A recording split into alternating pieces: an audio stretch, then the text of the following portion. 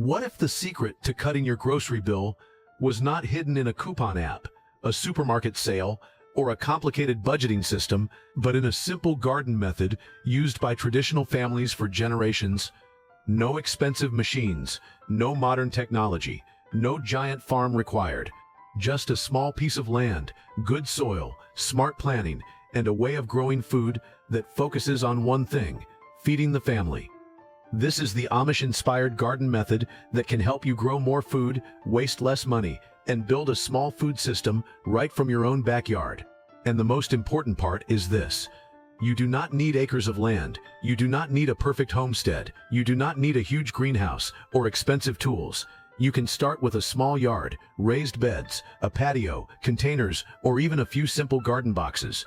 Because the real power of this method is not size, it is strategy. Most people today think of gardening as a hobby, something nice to do on the weekend, something that makes the backyard look beautiful. But for traditional families, a garden was never just decoration. It was food security.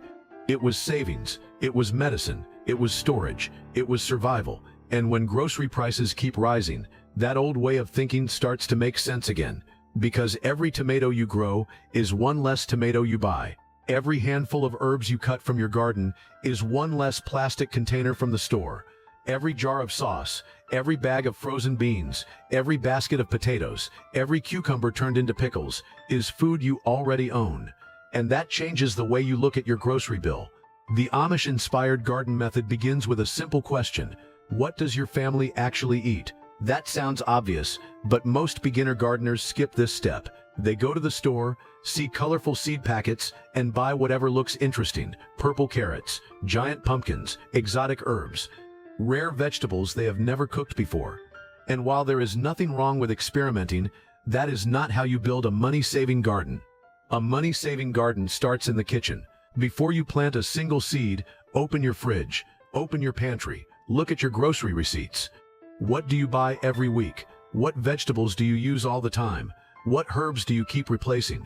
What ingredients appear in your soups, stews, salads, sauces, sandwiches, and side dishes?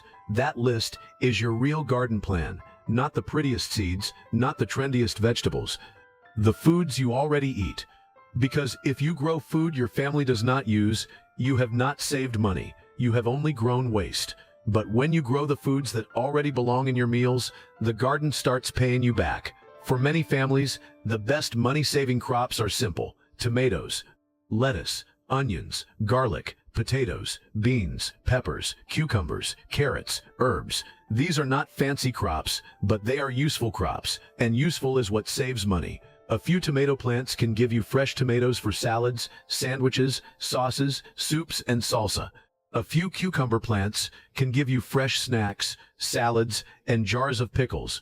Beans can be eaten fresh, frozen, dried, or stored. Potatoes can fill a meal and keep well when stored properly. Herbs like basil, parsley, oregano, thyme, mint, and rosemary can replace those expensive little packets from the supermarket. And that is where the savings begin, not from one massive harvest, but from replacing small purchases again and again. $1 here, $3 there, $5 every week. Over time, those small savings become real money. The first rule of the Amish-inspired garden method is: grow staples first. Staples are the foods that show up again and again in your kitchen. They may not be exciting, but they are dependable. A garden full of useful staples will always beat a garden full of random plants when your goal is to cut grocery bills. Start with what you cook most. If your family eats pasta, grow tomatoes, basil, oregano, onions, and garlic. If your family eats salads, grow lettuce, cucumbers, carrots, radishes, and herbs. If your family eats soups, grow potatoes, onions, carrots, celery, beans, and greens. If your family eats spicy food, grow peppers. If you want food that stores well, grow potatoes, onions, garlic, winter squash, beans, and herbs. The method is practical. It is not about growing everything. It is about growing the right things. The second rule is: use space like it matters. In a productive garden, empty space is wasted space. That does not mean you should overcrowd your plants. Plants still need air, sunlight, and healthy roots. But it does mean every corner should have a purpose. Old-fashioned gardens were often designed around efficiency: tall plants, short plants, climbing plants, root crops, fast crops, slow crops, all working together. Instead of thinking only in flat rows, think in layers. Underground, you can grow root crops like carrots, beets, onions, garlic, or potatoes. Close to the ground, you can grow lettuce, spinach, herbs, and leafy greens. Above that, you can grow tomatoes, peppers, beans, corn, or sunflowers. And upward, you can send cucumbers, peas, beans, and other vines onto trellises. This creates more food in the same space. A small garden becomes powerful when it grows upward, outward, and in layers. For example, a tomato plant can grow vertically on a stake or cage. Basil can grow near it. Lettuce can grow in partial shade nearby.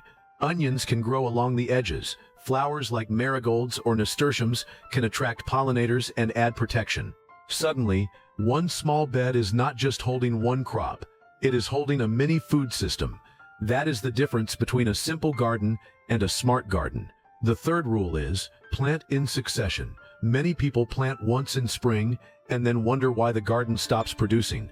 But a food-saving garden keeps moving. When one crop finishes, another crop takes its place. This is called succession planting. You plant lettuce early. When the weather gets too hot, you replace it with beans or cucumbers. When summer crops finish, you plant fall greens.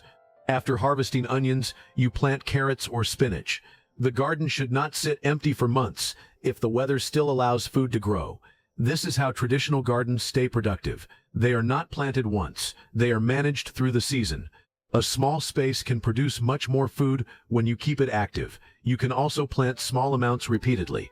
Instead of planting all your lettuce at once, plant a little every 2 weeks. Instead of harvesting all your radishes at once, stagger them. That way, you get fresh food for longer instead of one big harvest that spoils before you can use it. The fourth rule is, feed the soil before you feed the plants. Modern gardening often starts with buying fertilizer, but old-fashioned gardening starts with building soil. Healthy soil is the engine of the garden. Weak soil gives weak plants. Strong soil gives strong harvests. And one of the simplest ways to improve soil is compost. Compost turns waste into garden food. Kitchen scraps, dry leaves, grass clippings, eggshells, coffee grounds, old plant material, weeds that have not gone to seed. Instead of throwing these things away, you return them to the soil. Over time, compost improves texture, holds moisture, supports beneficial life, and helps plants grow stronger. This is one of the reasons old gardens can become better every year. The gardener is not just taking from the land, the gardener is giving back. Think of soil like a savings account. If you only withdraw, eventually it becomes empty. But if you keep depositing compost, mulch, organic matter, and care, the soil becomes richer, and rich soil grows more food. Mulch is another old-fashioned trick that saves work and money. A layer of straw, leaves, grass clippings, wood chips, or other natural material can help hold moisture in the soil. It can reduce weeds, it can protect roots, it can slowly break down and feed the garden. That means less watering, less weeding, and healthier plants. The fifth rule is, water wisely. A garden that wastes water can become expensive and stressful. Traditional gardeners often water deeply, but less often. They focus on the roots, not the leaves. They water early in the morning or later in the day when the sun is not burning everything away. They use mulch to keep moisture in the soil, and they choose plants that fit the season. Water is not just something you pour on plants, it is something you manage. If your garden is small, even a watering can be enough.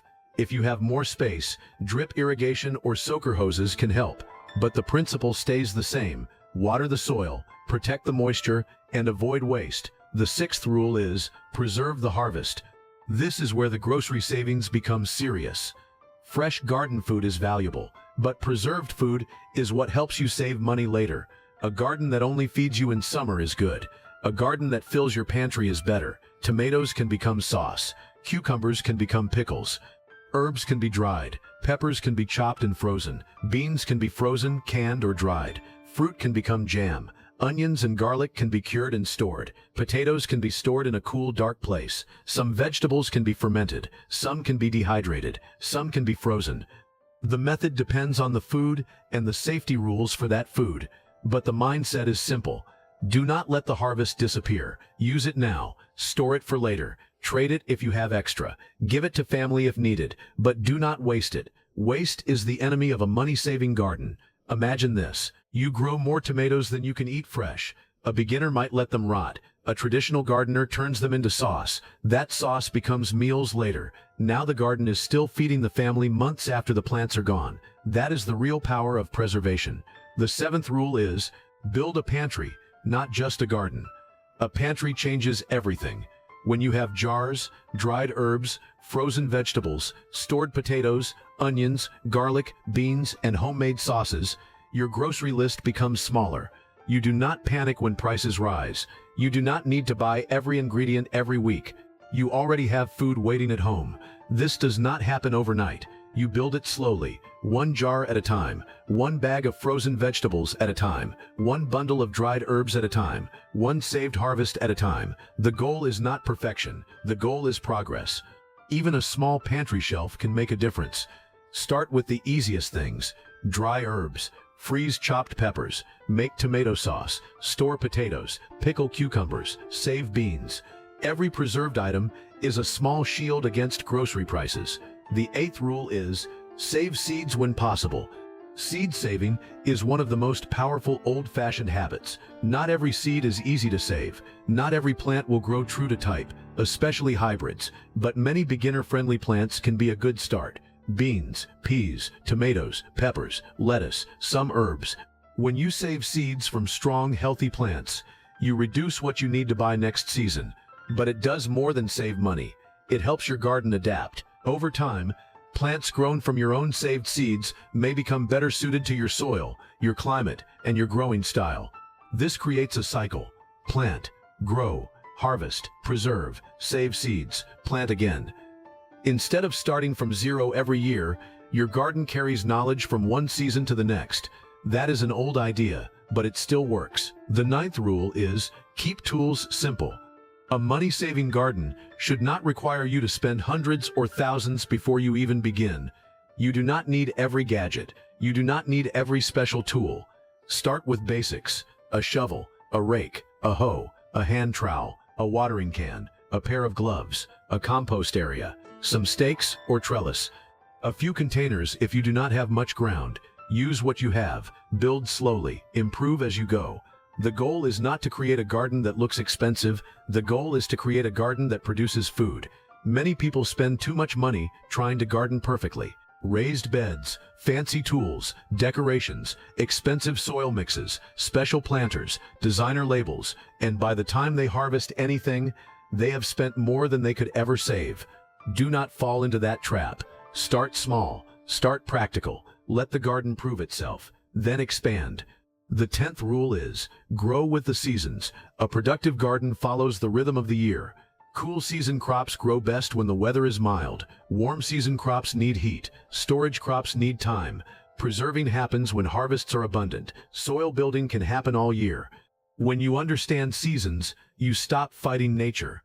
In early spring, you might plant lettuce, peas, onions, spinach, and herbs.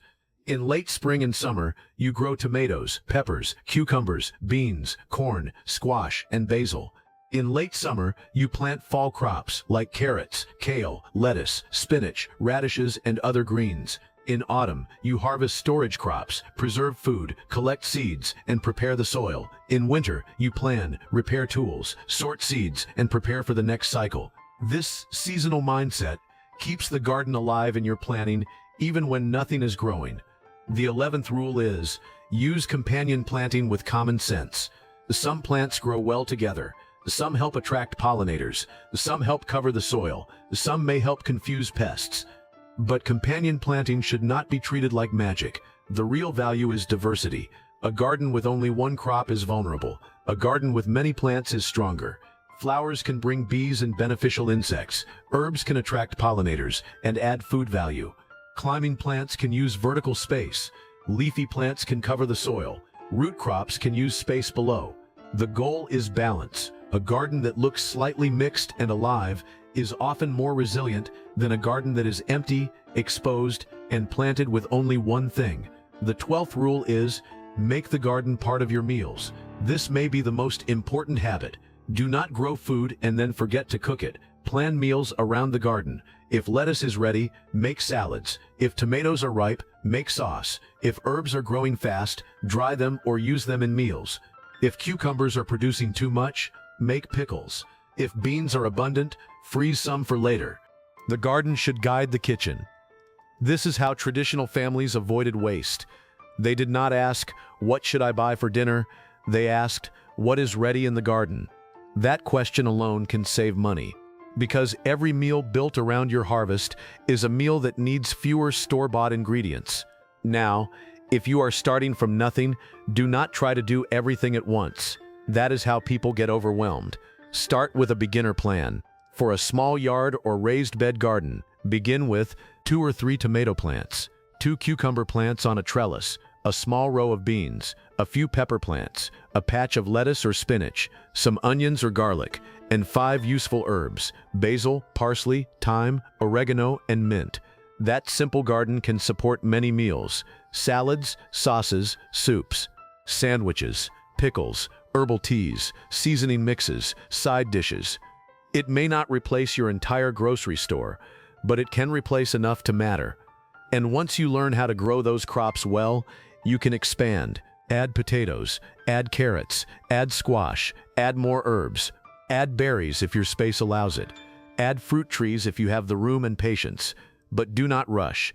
A small, successful garden is better than a large, failed one. One of the secrets of the Amish-inspired method is patience. Modern life teaches us to expect quick results. But gardens do not work that way. You plant before you harvest. You feed the soil before the soil feeds you. You preserve before winter comes. You save seeds before next season begins. Everything happens in cycles, and that cycle teaches discipline. It teaches you to think ahead. It teaches you to waste less. It teaches you to value food differently. When you grow a tomato from seed, water it, protect it, wait for it, and finally harvest it, you do not throw it away easily. You understand the work inside that food. That mindset alone can reduce waste. And reducing waste is another way to reduce grocery bills, because many families do not only spend too much, they throw away too much. Wilted greens, spoiled fruit, forgotten herbs, leftovers that never get used. The garden method teaches you to treat food as something valuable, something earned, something to use fully.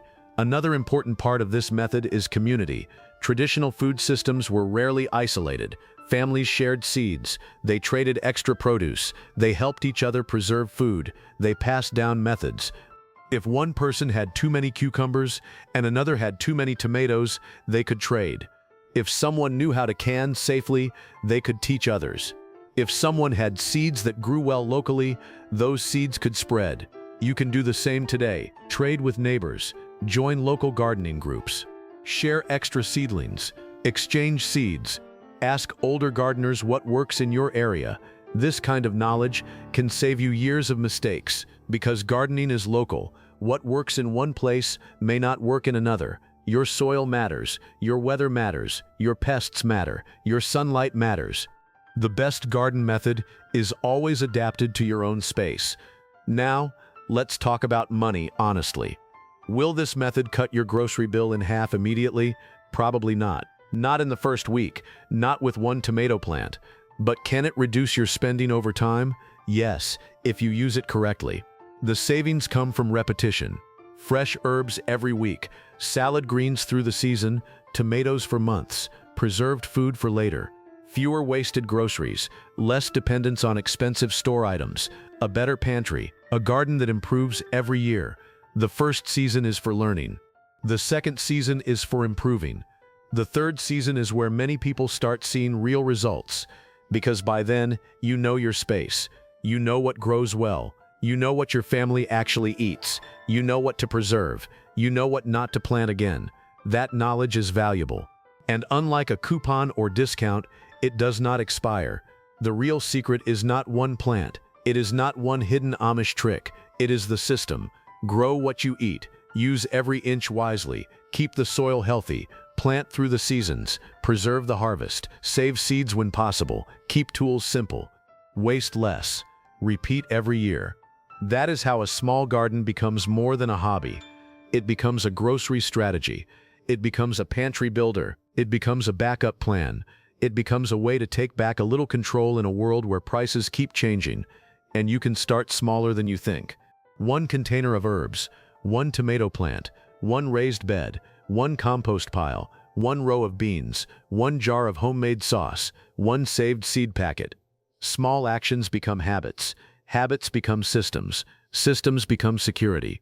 So before you spend more money trying to fight rising grocery prices, look at the space you already have. A backyard, a side yard, a patio, a balcony, a few containers near a sunny wall. You may not need a farm. You may just need a plan. Start with 5 foods your family buys often. Choose the ones you can realistically grow. Plant them well. Feed the soil. Harvest carefully. Preserve what you can. And keep learning, because sometimes the old ways still work, not because they are old, but because they are simple, practical, frugal, and built to last. The Amish-inspired garden method is not about going backward. It is about remembering something modern life made us forget. Food does not have to come only from a store. Some of it can come from your own hands, your own soil, your own patience, and your own backyard. So start small. Grow useful food, spend less where you can, and let your garden become part of your family's future, because every seed you plant today could become one less thing you have to buy tomorrow.